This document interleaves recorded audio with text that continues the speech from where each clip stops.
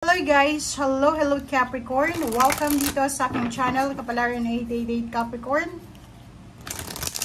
Alamin natin Capricorn kung anong messages, vibration, gabay, energy para sa lahat, money, career, financial. So, ito yung tungkol sa pera. So, tingnan natin Capricorn kung ano yung pwedeng mensahe sa iyo ng baraha for the last month ng 2024 sa usaping pera.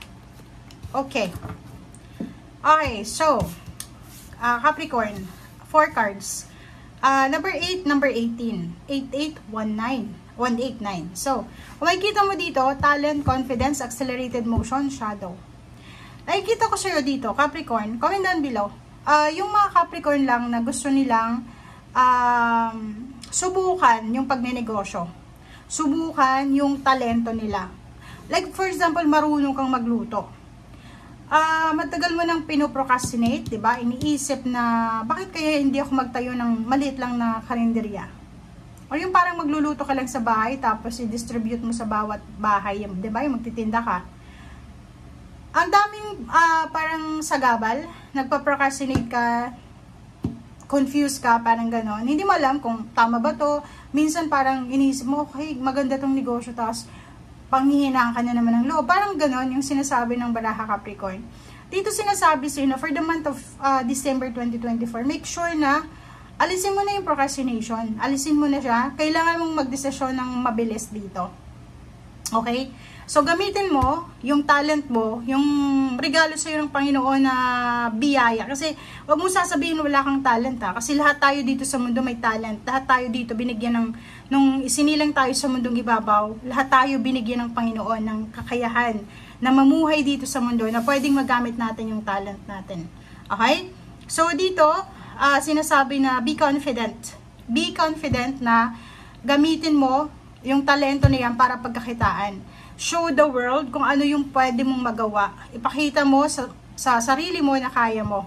Okay? Mabilis dapat yung action ngayon. Ngayong December, hindi ka dapat yung ano tawag doon? Yung pa-chill-chill lang. Dapat magmadali ka. Okay? Kasi parang sinasabi ng baraha dito na ang tagal mo nang nag-procrastinate eh. Marami ka nang sinayang na oras. Marami ka nang sinayang na araw, na panahon, energy, parang ganon.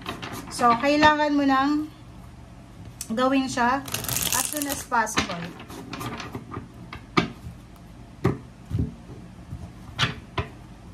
Okay, first card natin is 7 of Cups. Next card is Ace of Wands. Ooh. Okay, Ace of Cups. So, 2 new beginnings dito ang mangyayari. Oh, tingnan mo.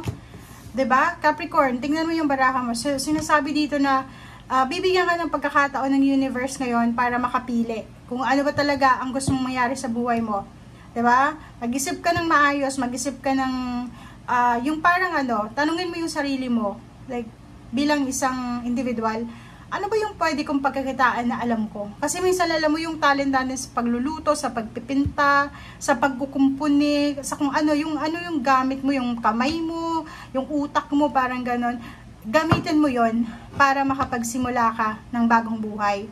Nakikita ko sir dito, ano man ito na talent mo na to, once na ginawa mo siya, ano lang siya, pwedeng hobby mo lang siya, since nag-i-enjoy ka, diba? Yung mga hobby natin, parang once na ginagawa natin to, sobrang nag-enjoy tayo, 'di ba? Parang ganoon. Yung parang kahit maubos yung oras natin, masaya tayo. So parang ito, once na yung hobby mo or hobbies, kung marami kang hobbies na gawin mo siya as work, pwedeng ito yung maging dahilan para maging masaya ka habang buhay. Kasi, 'di ba?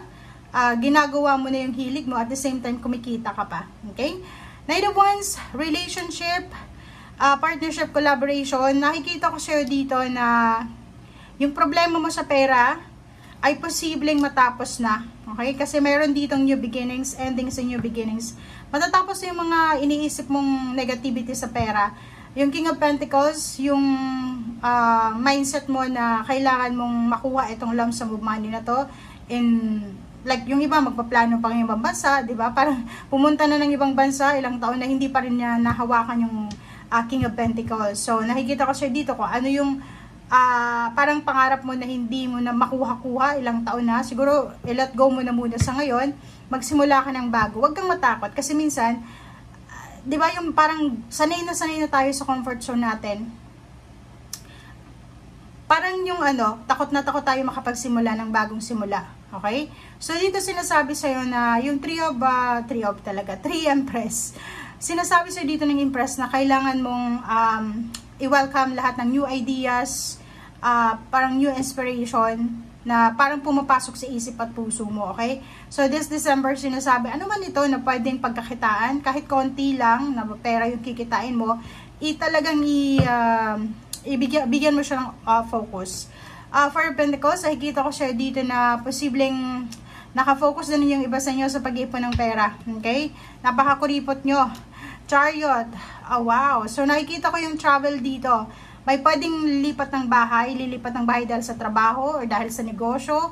Magta-travel back home for vacation or pwedeng finish contract na. Or pwedeng nakikita natin yung career move dito. Diba? Yung parang isa kang teacher, tapos bigla kang magnenegosyo, parang gano'n, or negosyante, tapos nagsawa ka sa pagiging negosyante, isa kang teacher, so mas gusto mong magturo, parang gano'n. So, maraming progreso ditong mangyayari. And 10 of Pentacles, by the end of the year, pwedeng last week siya, makakahawa ka ng 10s, pwedeng 1,000, 10,000, 100,000, 1 million. And financially, nakikita natin dito na isa sa mga financial wish mo, ang posibleng makuha mo. Pwedeng meron ditong regalo kan matatanggap. It's either money, tangible, or any amount. Okay? Mayroong celebration sa loob ng company. Okay? Nakikita natin yung harmony and balance. So, walang masyadong issue dito tungkol sa pera. Kasi, nakikita ko sa'yo dito, ang daming offers, ang daming good news, ang daming posibleng sources ng financial and money. And nakikita mo yung The Sun, siya yung pinaka-happy na baraha sa buong tarot. So, sinasabi sa'yo na sa usaping pera, magiging masaya ka ngayong December na to. Okay? And 8 of Cups, travel, relocation because of work, because of business, financial freedom. And then, nakikita ko sa'yo dito na mag-iingat ka kasi posibleng mapapaligiran ka ng mga taong gustong makipagkompetensya sa'yo. Lalo na kung negosyante ka. Okay? Ingat-ingat ka. Okay? Nakikita ko rin sa'yo dito yung Queen of Wands na ang tagal-tagal mo nang minamanifest Capricorn na yung parang hindi ka namang problema sa pera. Okay? Like, ito pwedeng makarelate sa malapit ng mag-retire. Na parang iniisip mo na pangarap ko na pagkagising ko sa umaga, wala na akong poproblemahin na pera. Parang ganun. So, nakikita ko sa'yo dito na unti-unti mo siyang makukuha. Okay? Pero hindi yung parang sinasabi na magic ala magic. Hindi yun. Parang nakikita natin dito na dahil sa hard work mo, dahil sa pagtsatsaga mo, makukuha mo siya. Pwedeng 2025, ito yung best year mo. Na, kasi merong mga endings dito eh. Pwedeng magtatapos sa pag-aaral, finish contract, matapos yung pinapatay yung bahay, magpapakasal, parang ganun. So, comment down below if you're resonated. Capricorn, maraming salamat. Bye!